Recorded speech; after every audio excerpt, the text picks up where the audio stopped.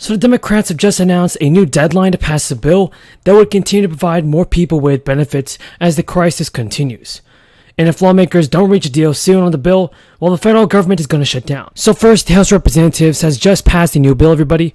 And the House of Representatives voted this week to make sweeping investments in American manufacturing and scientific research, as well as changes to trade policy in an effort to make the U.S. more competitive on the global stage. Congressional Democrats are searching for a win as key elements of Joe Biden's domestic agenda continues to be negotiated on. Passage of the bill will give the Democratic Party an opportunity to tout a legislative victory and demonstrate responsiveness to major economic concerns, like supply chain disruptions.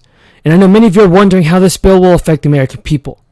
Well, the legislation put forward by the House Democrats is called the America Competes Act of 2022. The bill addresses pressing economic issues facing the Biden administration, including supply chain disruptions and a global shortage of chips, which are essential for the production of smartphones, medical equipment, and cars. The final tally of the House vote was 222 to 210, with the bill passing on a near party line vote. One Republican, Representative Adam of Illinois, voted in favor, and one Democrat, Stephanie Murphy of Florida, voted no. House Speaker Nancy Pelosi told reporters earlier this week that she was confident House Democrats would be able to pass the measure without Republican support. Chuck Schumer said this week that he thinks the bill will pass the Senate very soon. So, the current House legislation would actually set aside billions of dollars to bolster research and manufacturing. According to a summary of the bill provided by House Democrats, it will provide $52 billion over 5 years to boost semiconductor research, design, and manufacturing in the country. So what are your thoughts on this bill, everybody? Do you believe that President Biden can get this job done? And that Democratic congressional leaders said this week that they are also aiming to pass a bill that funds the government for the rest of the fiscal year by the February 18th deadline to avoid a shutdown. After a closed-door meeting, Chuck Schumer and Nancy Pelosi and Democrats said the Democrats want to pass an appropriations measure with new funding levels, rather than a short-term continuing resolution that maintains funding levels from last year. Schumer told reporters, "We very much want to get a deal done. We're all on the same page, and we're waiting what the Republican counteroffer will be." Pelosi said passing the measure through Congress, which will fund the federal government through at least September 30th, is our focus right now. Schumer said Democrats are also waiting for the Biden administration to send a proposal for stimulus relief to Congress that could be wrapped into the measure. So it's likely that Congress will include a fourth round of checks into the bill before it is sent to Joe Biden. And Democratic Representative Rosa DeLauro, the chair of Appropriations Committee, echoed their comments. When asked whether Congress might have to resort to another short-term bill, she said, "Let's see where subsequent conversations go, and we'll make a decision based on that." So bipartisan talks are expected to continue at the Capitol to discuss the path forward to prevent a shutdown and pass a spending bill by the mid-February 18th deadline.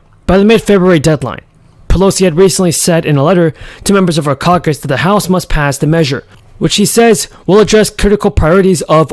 So what do you think of Nancy Pelosi? What do you think about Nancy Pelosi, everybody? Is she doing all that it takes to help out the American people, or do you believe she's holding it back? Tell me what you think in the comments down below. President. Republican Whip. Thank you, Mr. President. Mr. President, the Senate in a quorum call. Yes, we are. I would ask unanimous consent that the quorum call be lifted. Without objection. Mr. President, I don't need to tell anyone except perhaps the Democrat Party here in Congress that our country has a major inflation problem. The first year of the Biden administration has been characterized by a huge increase in inflation. Inflation is currently at a 40-year high. Let me just repeat that, Mr. President. Inflation is currently at a 40-year high. The last time inflation was this bad, E.T. was just premiering in movie theaters, and Return of the Jedi hadn't even come out yet. Inflation is so bad that despite wage increases in 2021, Americans saw a de facto pay cut.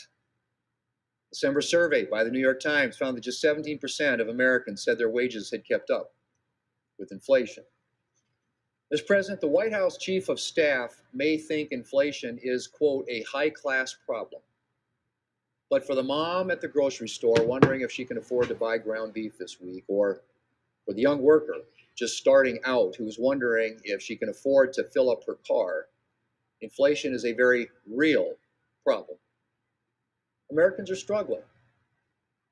They're facing huge price increases at the grocery store, huge price increases at the gas pump, Big increases in the cost of household goods like furniture and bedding and laundry equipment.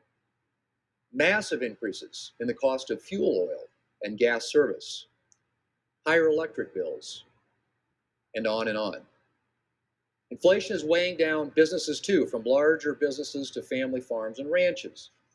A recent survey from the National Federation of Independent Business found that 22% of small businesses consider inflation to be the biggest challenge facing their business.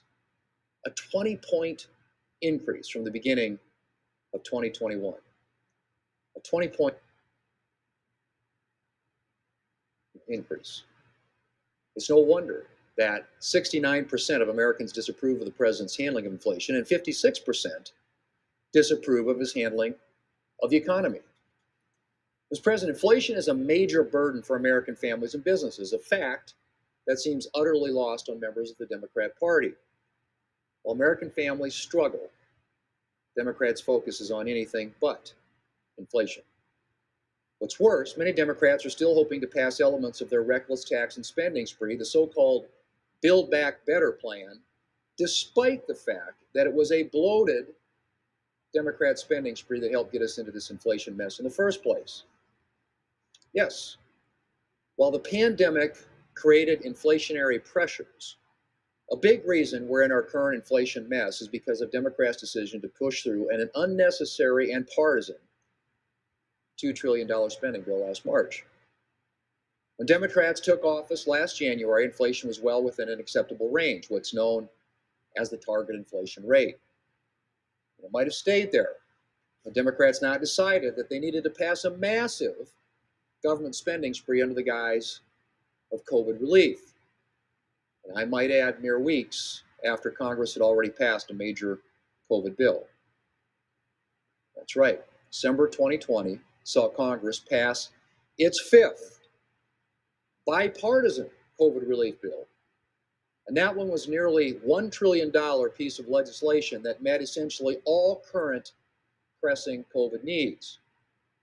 But the ink was barely dry on the page before Democrats decided that they needed to take advantage of the COVID situation to pass yet another bill. This time, a hyper-partisan $1.9 trillion piece of legislation, $1.9 trillion piece of legislation packed with unnecessary government spending and payoffs to Democrat interest groups. Again, Mr. President, 5 bipartisan COVID bills, the last of which passed in December of 2020. It was a $1 trillion bill that took care of